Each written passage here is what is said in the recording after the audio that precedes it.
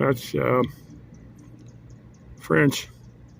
No, I know very, very little French, but a lot of languages, if you really look at them, you start picking up stuff that's at a bed in an Olympic stadium. You can, well, la is, I think, well, Spanish, you got el and la, and then German's got about 7 words for die, das, dein, got about 7 words for the. German's got this wild case system that speak it perfectly. You got to understand it. But I'm going to get some of it. I don't think this lady that does it speaks English because she's been here in the U.S. and people have started talking to her, but she just says, I don't speak English. But some of the other people several of them I put forward, if you speak good English but not making YouTube videos in English, make a few separate videos in English and just see how well they do. I'm saying make a few of your favorite stuff. I've tell it to Marlene of Marlene's Leben and some of the other ones. Or the 2 chicks that do the Lost Place Discovery. I put that out there because I know they speak. You don't have to be perfect. All people have to do is understand you. And I know Vanessa Blank. She makes. I love her videos. She's some words that in English she doesn't phrase it the way we would normally speak in English. So I pointed out there.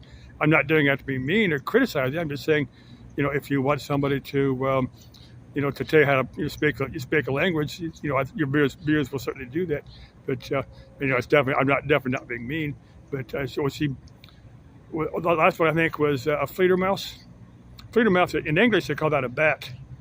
I always thought that was the Germans got a way of naming stuff like a Kühlschrank. A schrank is a cabinet. Kühlschrank is a refrigerator. It's a cool cabinet. But that's kind of a cool thing about German. But one thing I found is a lot of languages, a lot of words are close enough to a language or another language that you speak that you can kind of figure them out.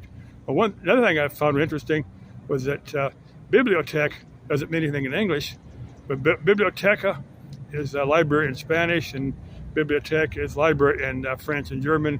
I talked to a Polish lady, and she said that bibliothèque is library in Polish too. So I don't know how many other languages, but that's obviously come from one root word.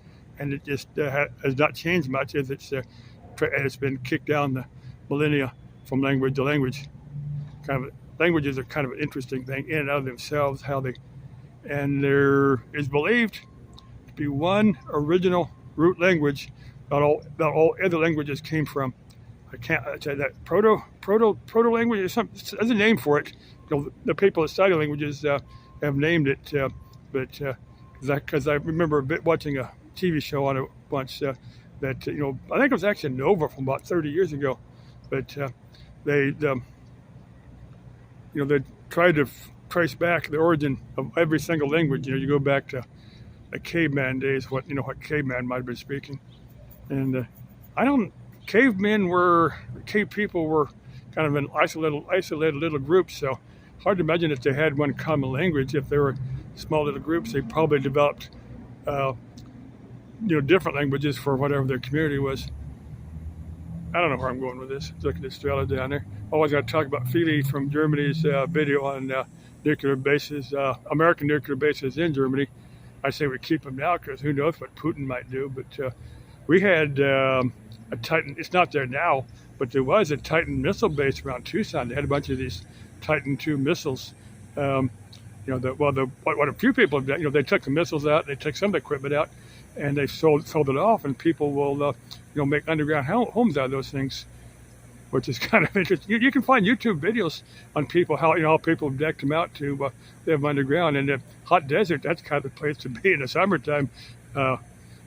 Tucson sees a little bit of snow, so Tucson's a little cooler than Phoenix is, but a little bit higher up. But it still gets warm down there.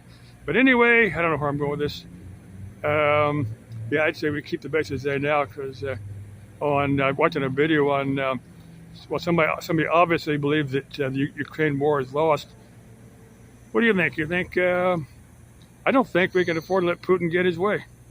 I think if we let Putin have Ukraine, I don't think he's going to stop there. I think he's going to take on a NATO country like Poland or Germany, and certainly can't either of those two countries. That would probably be the start of World War III. if Putin takes on a NATO country. Bye bye.